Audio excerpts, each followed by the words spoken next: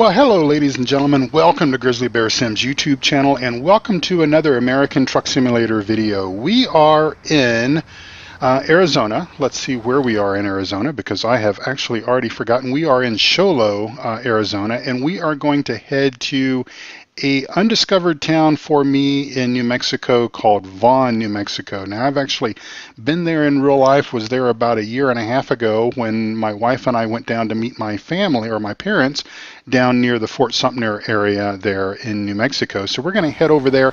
It's not a long trip. It's let's see, let's get over to this screen here. It's 357 miles, 8 hours and 6 minutes is what it says it's going to take. We're hauling some Tesla cars here from the Tesla dealership over to Vaughn, New Mexico. And so let's go ahead and get started with our journey, because, well, we've got a long ways to go and a short time to get there. And so let's go ahead and get started, and I'll tell you a little bit about the truck that I'm in. If we can get out of this tight parking lot, and if we can do it all in one piece without scraping any of those brand new cars. All right, well, here we go, folks. So this is the Tom Dooley Enhanced Peterbilt 579. It's available in the Steam Workshop, and if you want a link to that, you can get that link out of my mods directory there. Just go to grizzlybearsims.com and find that, and it's quite neat. There's a lot of extra features that it does add to more or less the default Peterbilt 579, and so yeah, go and check that out. Hope everyone is having a wonderful day today. I certainly am. It is nearing the end of March. For me in the real world, it is the week leading up to the Easter holiday weekend, and my wife and I are planning our food and everything that we're going to have for the weekend. I think it's going to be very similar to our typical Christmas and New Year's Day kind of dinners that we normally have. We're going to probably have a turkey breast. I'll probably cook a turkey breast.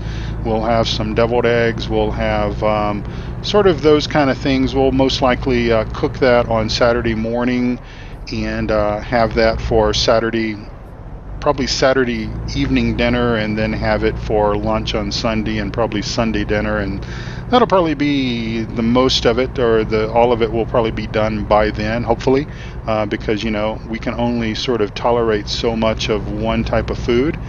And turkey and dressing, I do absolutely love it, and if we only have it a couple of times a year, I do get to a point to where that I'm actually quite missing it. And so I'm kind of that's why my wife and I sort of had the idea that, well, we would have it for our Easter meal, and so we're actually, like I said, we're looking forward to that. So I need to be on the lookout for a petrol station, for a station there where I can get some diesel, because we are getting a little bit thirsty there. Looks like we only have about 500 mile distance. Boy, that biplane pilot might need his license revoked there. That was awfully close, but I'm sure that there he goes around again. Hopefully he will not hit us the second time around as he comes back across there spraying his crops early in the morning. It's just coming up on 6 a.m. here in the virtual American Truck Simulator world. Now, if you are wondering about the reason why I timed my trip for quite early in the morning, there he goes again, woo, was because I wanted to kind of show off some of the enhancement mods that I am running. I'm running some enhancement visual mods to the game, and they're all listed in my mod spreadsheet. I don't have an ability right now to pull that up to take a look at their exact names, but there's some road texture.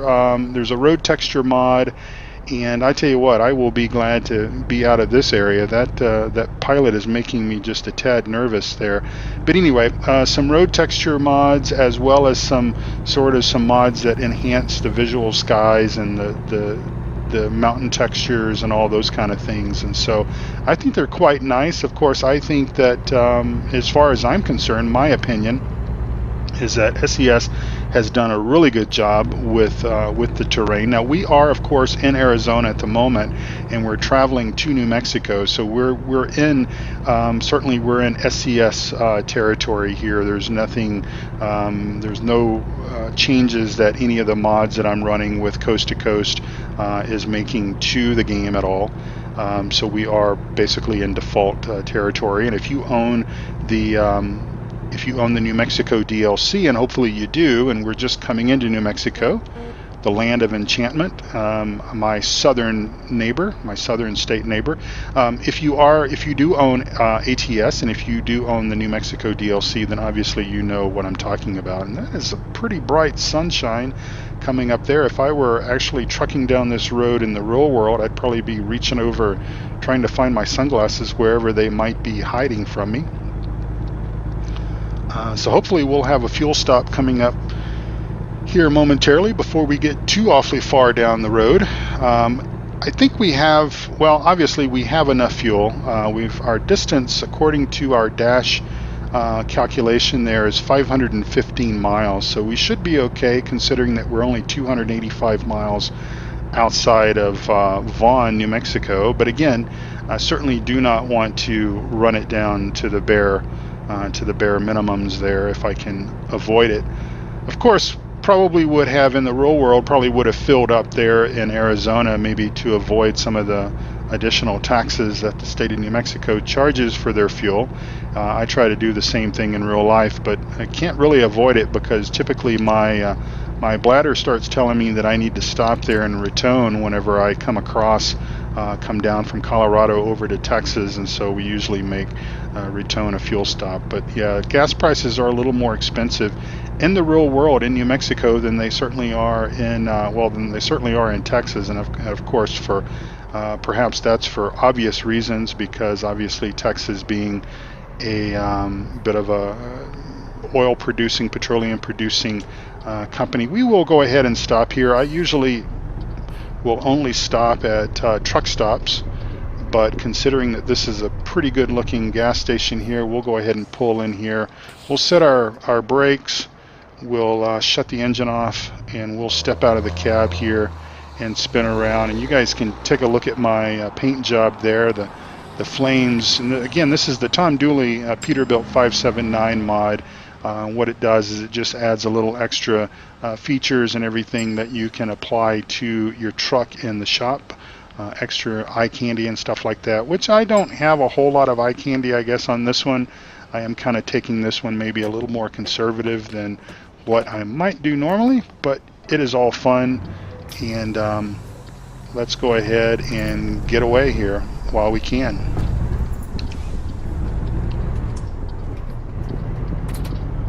Sounds like we had a little extra sound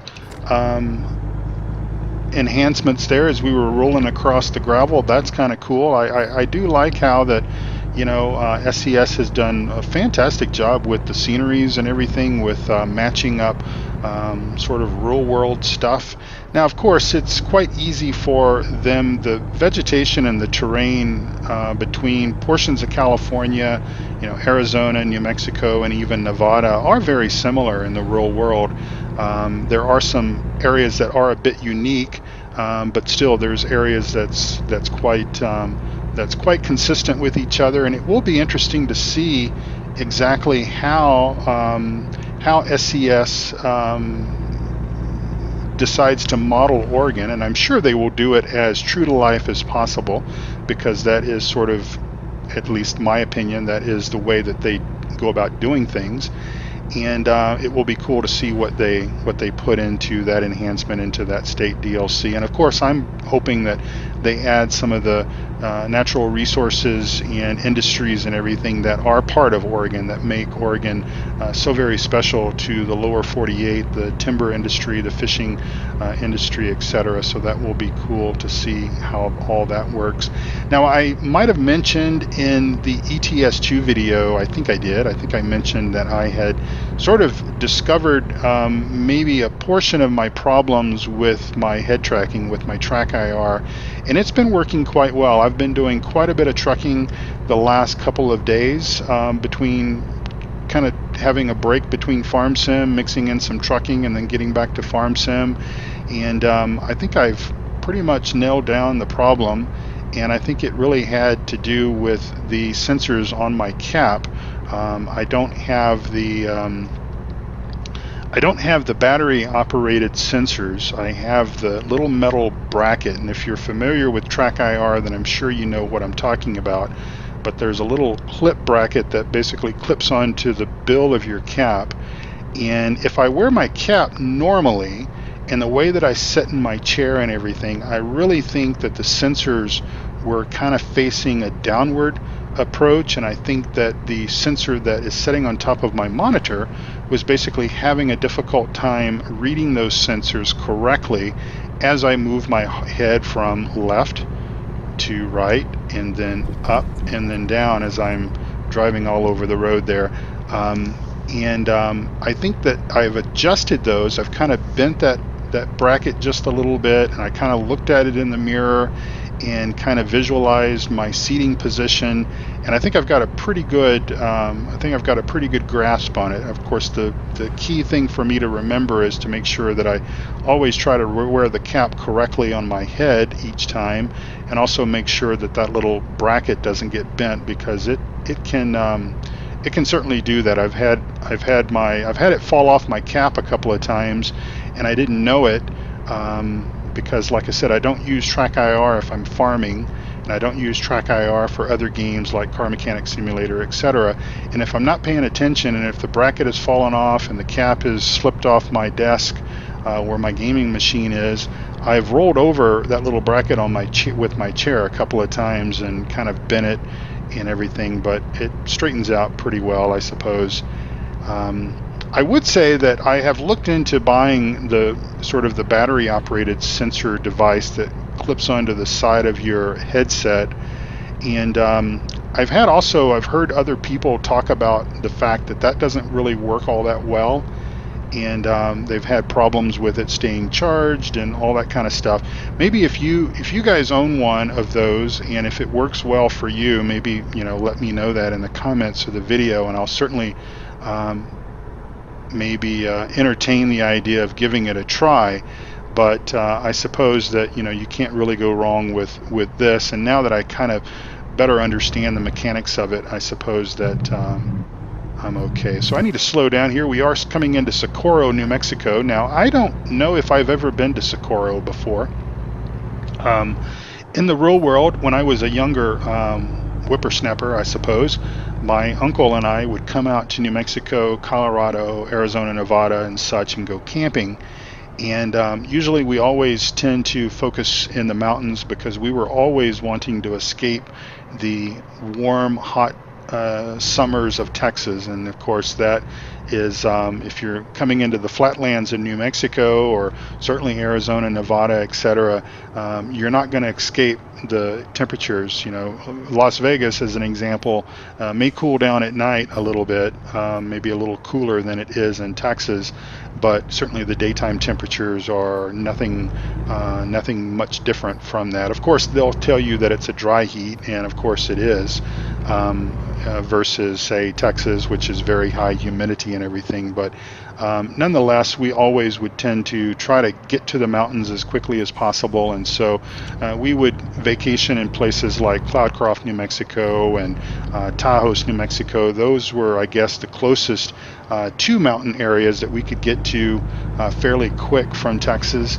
Of course, Texas has its own mountains, but we had already been there a couple of times, and so we were seeking out kind of new places and everything. And then one summer we ventured a little further west and made it over to Flagstaff and the Grand Canyon. And of course, I absolutely fell in love with the Grand Canyon. I certainly did, and I think I might have even mentioned at one point in time that it was my desire as a young person to go to work for the National Park Service. And of course, stupid me, when I filled out my National Park Service application back when I was still in high school, I selected probably of course, my I think in the application process you could select the parks that you would be interested in being stationed at, I suppose, for lack of a better description. And of course, I selected probably the 4 most popular parks that everyone else probably selected as well, being Grand Canyon, Yosemite, Yellowstone, and possibly Rocky Mountain National Park, even though I had never visited Rocky Mountain National Park until I actually moved to Colorado about 20 years ago.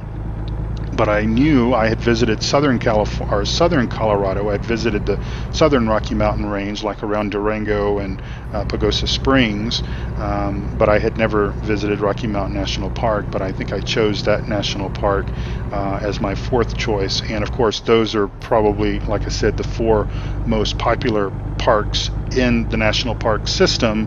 And the way that it worked back then is if basically, if you chose those parks and they didn't have a vacancy to put you in, then essentially your application got skipped over. So I don't know how equal opportunity that is, but that was the way it was back then.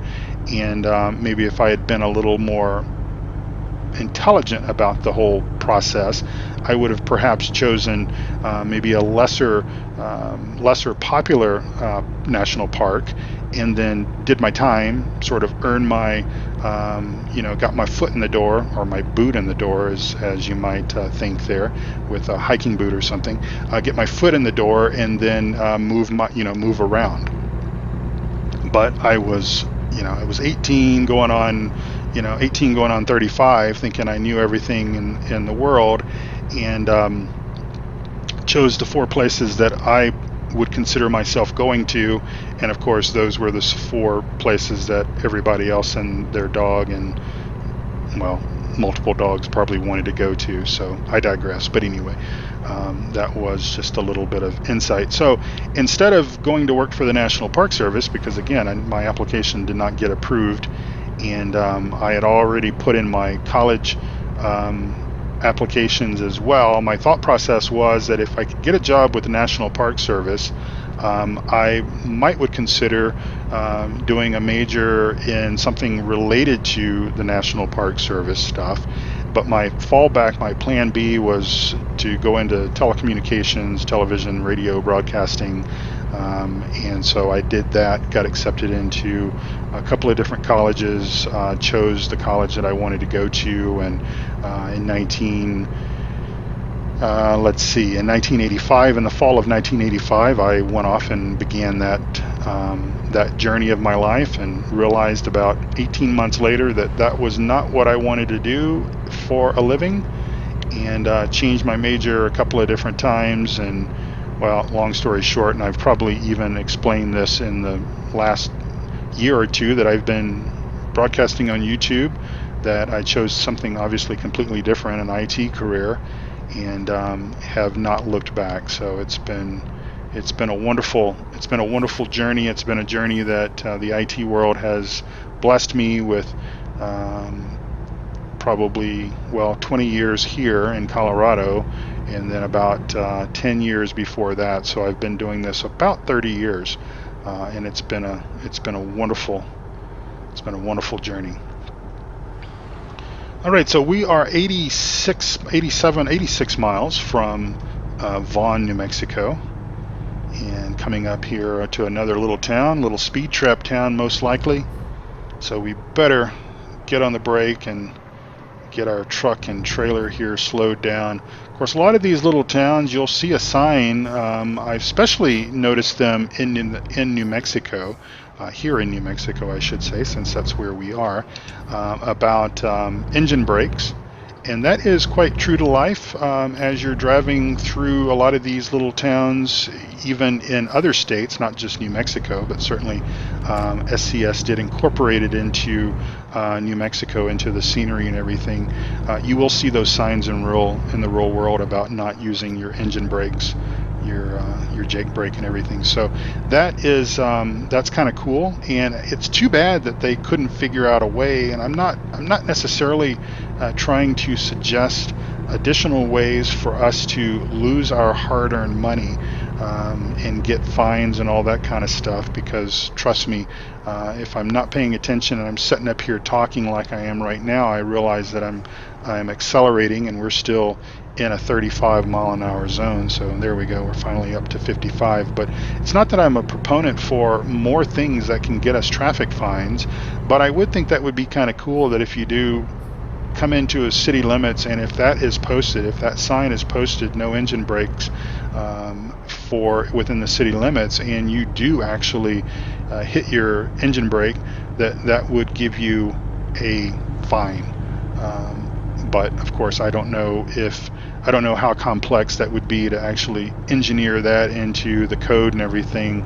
With obviously it can calculate your speed and everything based on the speed zone, but I don't know how complex, again, that would be to make that happen, where it actually says, oh, you've used your engine brake and you're within the city limits, and that sign is posted. Because again, I guess some municipalities may not have those ordinances, those city ordinances, or maybe they're based on time of day, that sort of thing. So anyway, of course, some trucks are louder than others when the engine brake is engaged, but this one is fairly quiet, especially compared to the Viper Peterbilt 289. That thing is quite loud, and I quite like it. So is the Volvo, as an example of that truck. And I don't think I've driven the Volvo since I've sort of rebooted my truck sim content here on the channel. This will be the third truck sim video that you've seen in consecutive weeks.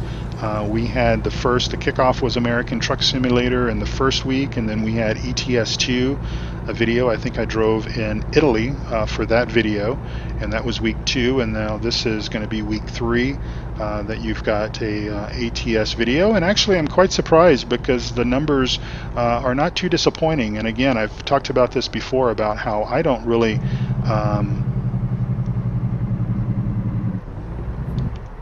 base what I'm going to put on the channel based on the views. If it's a game that I'm interested in, and obviously I'm a big simulation gamer, so if it's a game that I'm interested in, then I'm going to play it, and I'm probably going to record a little bit of content. Now I'm not going to go overboard, and I'm not going to bombard the channel with 3 videos of truck sim each week, but I think the one a week is a good mix, and alternating it between the two gives me an opportunity to sort of scratch my itch, as they say, for ETS2 as well as ATS. And we've got some fantastic mods that we're using here in ATS. And again, if you're interested in looking to see what I'm running, I think the bloom is a little hot right here. That's a little bright. But anyway, the train mod, I know I talked about this in one of my farm sim videos. The train mod, this is cool. I'm absolutely loving this train mod, ladies and gentlemen. And if you'd like to see longer trains, more engines, pulling longer rail cars, then check out that mod. It's on my mod spreadsheet. Just go to grizzlybearsims.com, and up in the upper right hand corner you'll see an add-ons and mod directory, and that'll take you to a Google document spreadsheet, and just click on the ATS tab at the bottom and you can get that mod. And that, like I said, it is cool. We've got a nice engine here, pulling some JB Hunt intermodal trailers and boxes and such. And we are actually going to the Burlington Northern Santa Fe depot up here in Vaughn. Is where we're supposed to be dropping these cars off. So I'm guessing that these cars are going to eventually find their way someplace. Maybe, let's see, I think we need to turn here, don't we? Yep. Maybe here, well, probably not in New Mexico, but maybe someplace else in the U.S., or maybe they're destined to head over to overseas someplace, and we need to slow down because that guy would have flattened us. And we can go right here after this, after that classic pickup. That looks like I believe a Chevy. Not sure what year. And let's see, where is the rail depot? It's right over here, I believe.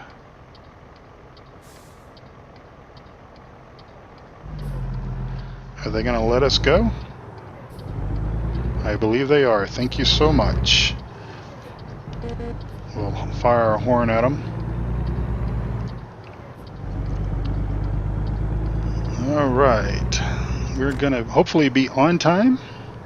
And we need to take an active look down the trails, or down the tracks, because certainly don't want to get nailed by a train. Now, this is the first time that I have delivered, well, it's the first time I've visited Vaughn in single player. I think I've been here in multiplayer before. I don't know if I've been to this rail depot or not, but it's the first time I've been to Vaughn in my single player profile, because I obviously just discovered it and I wanted to discover it with you all looking on. So we're going to find a place here to park this guy, and there's our cones right over there. So we'll make a little bit of a left sweeping turn and come around and hopefully not clip that trailer there, but I think we're okay.